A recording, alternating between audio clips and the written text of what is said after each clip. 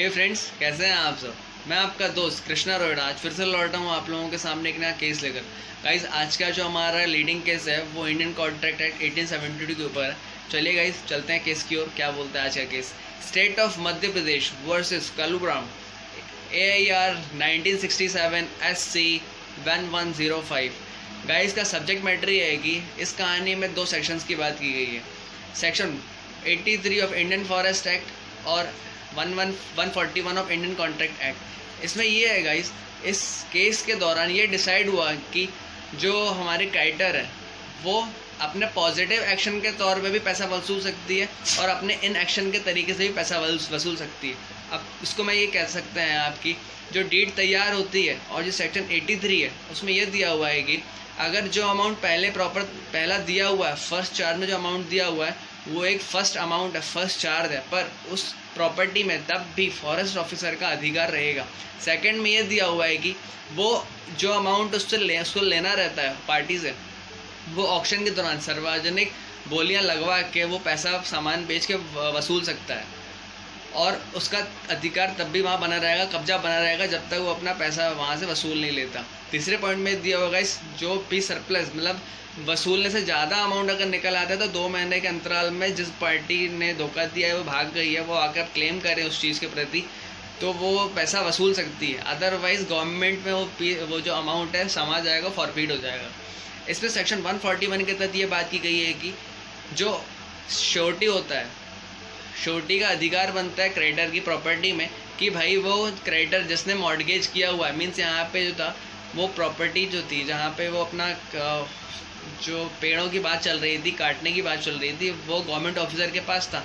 Government officer यहाँ पे creditor था और पोजीशन भी उसके पास था। वो फर्स्ट चार्ज का अमाउंट वहाँ पे दे के निकल गया, चला गया, गायब हो गया। फिर भी उसका जो पेड़ वहाँ पे कटे पड़े हुए हैं, तो इस दौरान ये श्योरिटी है, मतलब श्योरिटी जो है कालूराम बनते हैं और जो सिक्योरिटी होती है उनके पास ऑलरेडी पड़ी हुई है।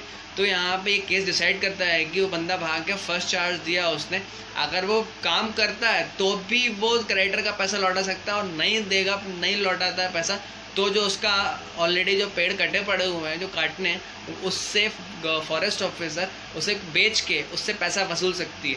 तो ये इस केस में डिसाइड हुआ और इसमें आगे चलते हैं। फैक्ट्स ऑफ द केस ये है guys, divisional forest officer of Hoshangabad उन्होंने एक ऑक्शन रखाया, मीन्स सार्वजनिक प्रक्रिया कटे हुए पेड़ों को बेचने के लिए।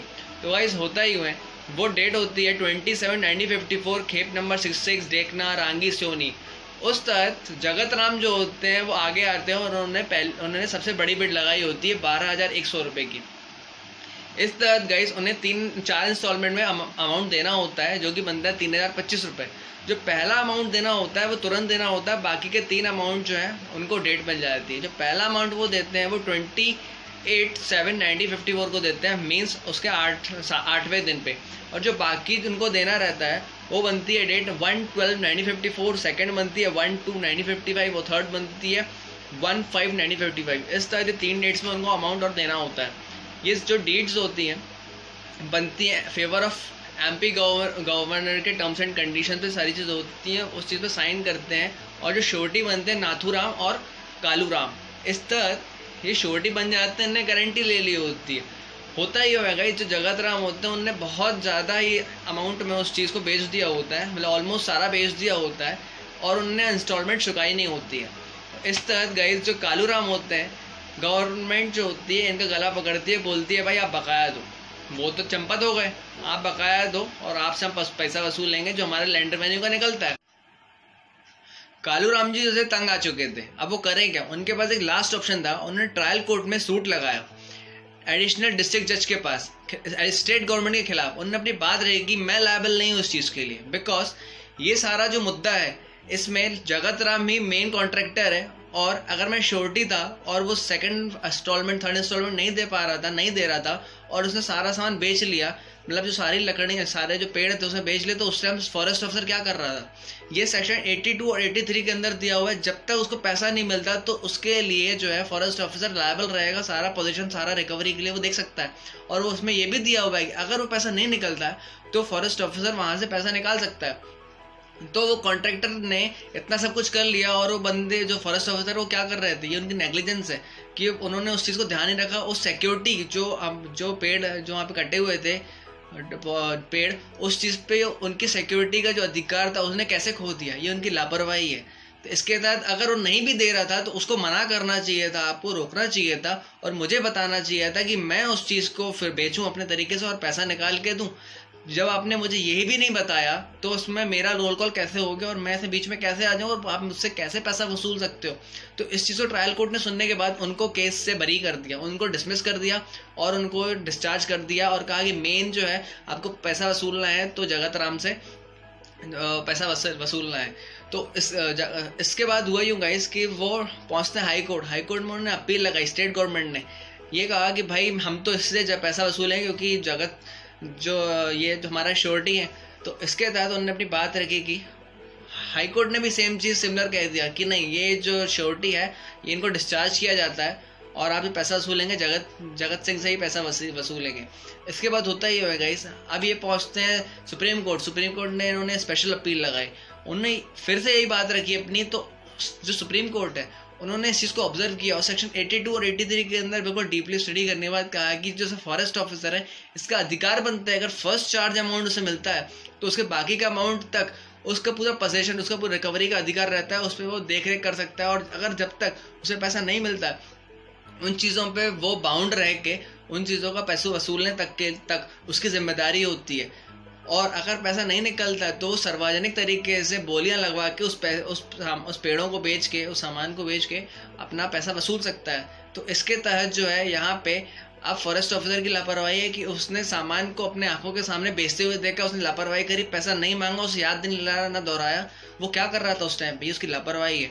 सो इसमें श्योरिटी जो आप कालूराम को आप नहीं पकड़ सकते, उसका गला नहीं पकड़ सकते क्योंकि आपने उस टाइम पे उसको इत्तला नहीं किया जब वो पैसा नहीं दे रहा था। अदरवाइज अगर आप इत्तला कर दे तो कालूराम उस जगह पहुंचता और अपने तरीके से उस पेड़ों को बेचता और आपको इंस्टॉलमेंट चुकाता। अब आप कैसे उसको दोषी ठहरा रहे हो क्योंकि वो सिक्योरिटी जो पेड़ थे ऑलरेडी बिक चुके हैं। अब आप कैसे उसको कह रहे हो कि आप कालूराम ही इसका जो है मेन हकदार बनेगा, श्योरिटी या गारंटर बनेगा।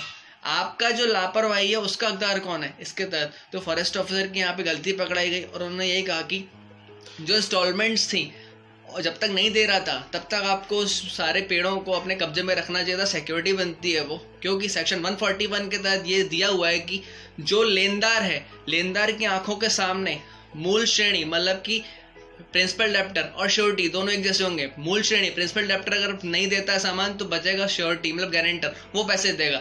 अगर उसका जो सिक्योरिटी मतलब प्रिंसिपल डेप्टर की सिक्योरिटी रखी हुई है सामने तो वो श्योरिटी की भी सिक्योरिटी कहलाएगी जब तक वो जो डीड है कॉन्ट्रैक्ट है तब जब तक चल रहा है। अदरवाइज अगर प्रिंसिपल डेप्टर निकल गया और उसकी सिक्योरिटी भी जो दी हुई है वो भी निकल गई तो बचा क्या, कुछ नहीं। तो यहाँ पे जो हुआ कि ये केस यहाँ पे खत्म होता है गाइस। ये डिसाइड हुआ कि जो मेन फंडा जो यहाँ पे था प्रॉब्लम नेग्लिजेंस की थी जो कि फॉरेस्ट ऑफिसर ने करी।